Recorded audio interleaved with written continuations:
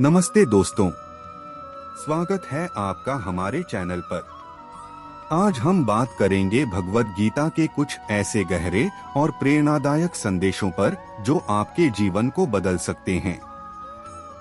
भगवान श्री कृष्ण ने अर्जुन से कहा था, तुम्हारा अधिकार केवल कर्म करने में है, फल में नहीं। इसका अर्थ है कि हमें अपने प्रयासों पर ध्यान देना चाहिए, न कि परिणाम पर। जब हम अपने काम में पूर्णता और ईमानदारी से लगे रहते हैं, तो सफलता स्वाभाविक रूप से हमारे पास आती है। अर्जुन को कृष्ण ने यह भी कहा, योग में स्थिर होकर आसक्ति को त्याग कर कर्म करो। इसका संदेश यह है कि जब हम अपने कार्यों को निस्वार्थ भाव से करते हैं, तो हम सच्चे अर्थों में योगी बन जाते हैं। हे पार्थ, कायरता तुझे शोभा नहीं देती। यह हमें सिखाता है कि डर और संकोच को छोड़कर हमें अपने भय का सामना करना चाहिए।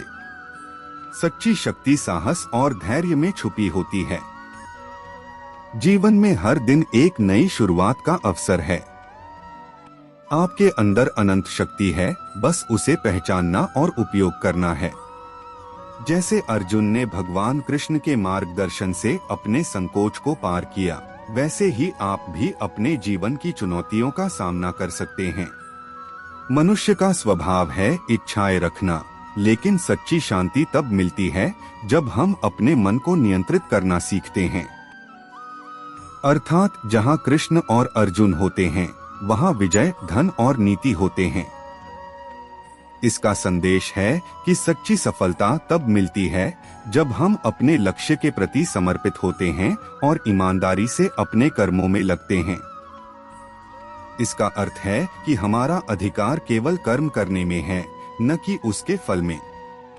जब हम अपने काम को निस्वार्थ भाव से करते हैं, तो सफलता और असफलता दोनों ही हमें प्रभावित नहीं करते।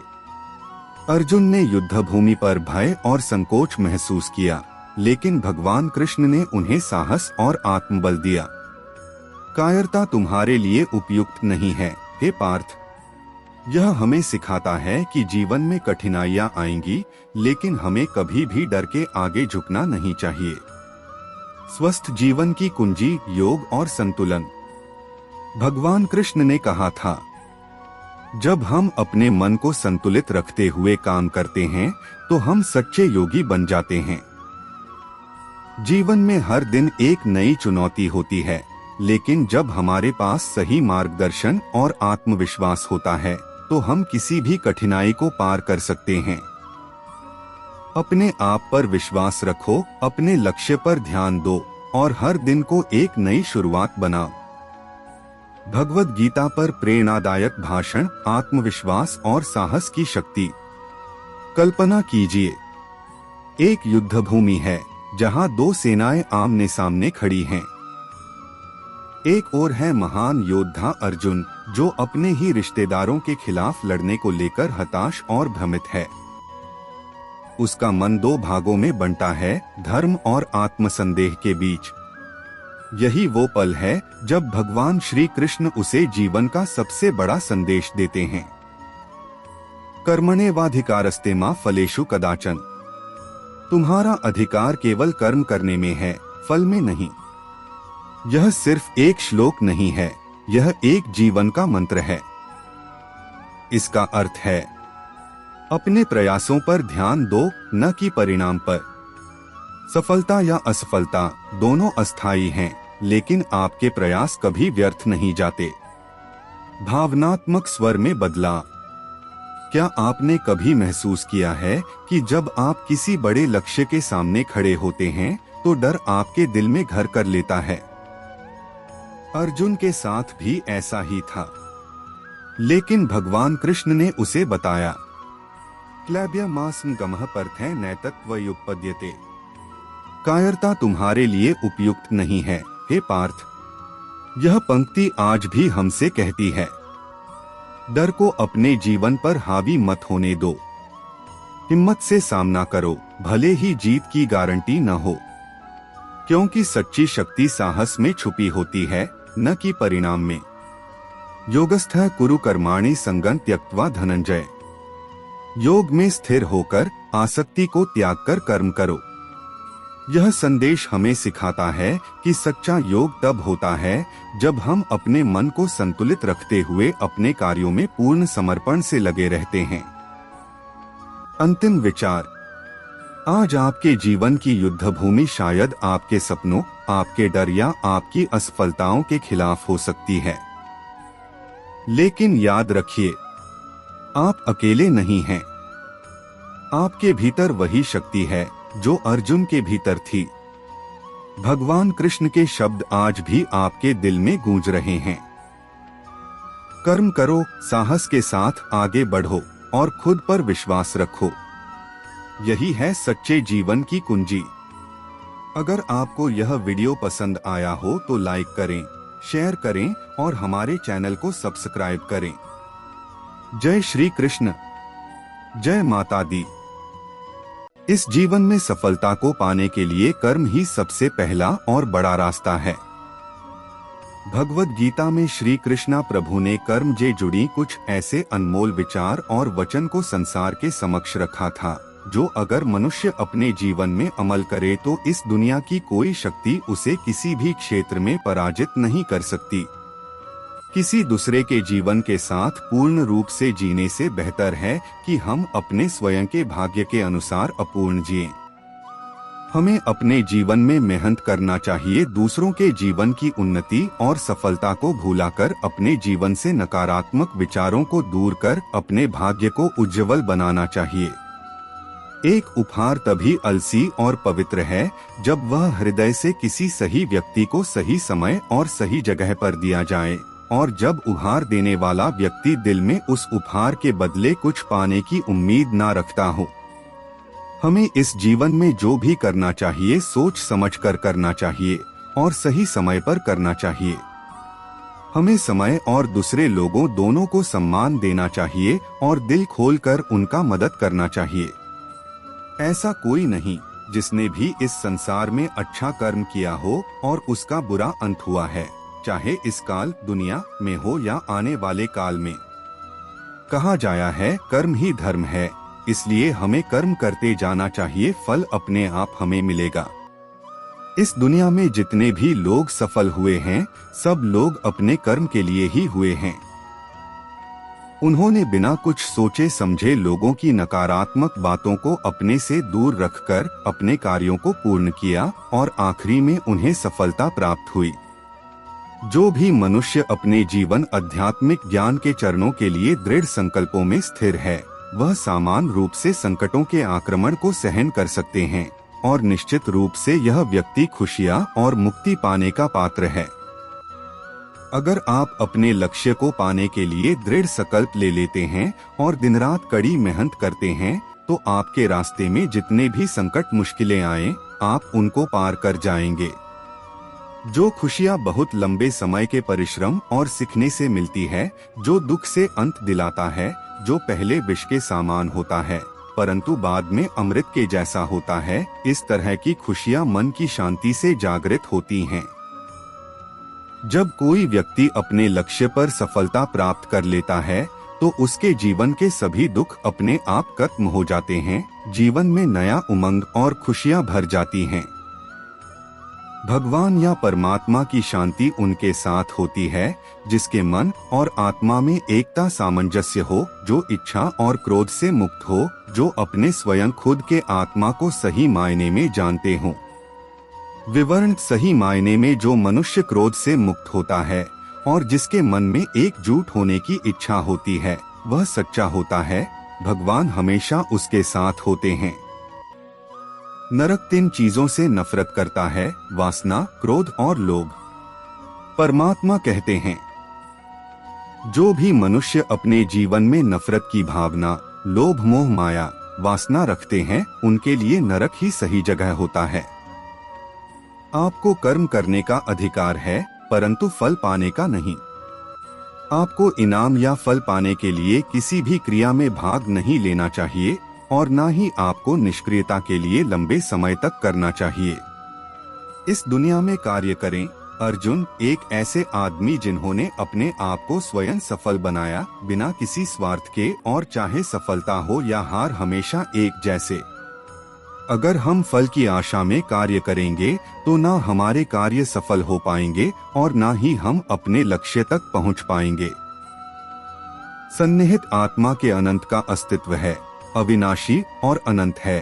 केवल भौतिक शरीर तथ्यात्मक रूप से खराब है। इसलिए हे अर्जुन, लड़ते रहो। हमारे अंतर मन की शक्ति और सोच ही असली है। बाहर का शरीर मात्र एक काल्पनिक रूप है जो हमको इस दुनिया में एक ढांचा देता है। बुद्धिमान व्यक्ति ना ही जीवित लोगों के लिए शोक मनाते हैं, ना ही मृत व्यक्ति के लिए। ऐसा कोई समय नहीं था जब तुम और मैं और सभी राजा यहाँ एकत्रित हुए हों, पर ना ही अस्तित्व में था और ना ही ऐसा कोई समय होगा जब हम अस्तित्व को समाप्त कर देंगे। जो चीज हमारे हाथ में नहीं है उसके विषय में चिंता करके कोई फायदा नहीं। अपने कर्म पर अपना दिल लगाएं, ना कि उसके फल पर। इसके विषय में हमने पहले भी बताया, जीवन में कर्म करके फल की आशा से जीवन में असफलता प्राप्त होती है, ना कि सफलता। सभी काम ध्यान से करो, करुणा द्वारा निर्देशित किए हुए। दिल में दया की भावना रखना चाहिए, इससे मनुष्य का दर्जा बढ़ता है।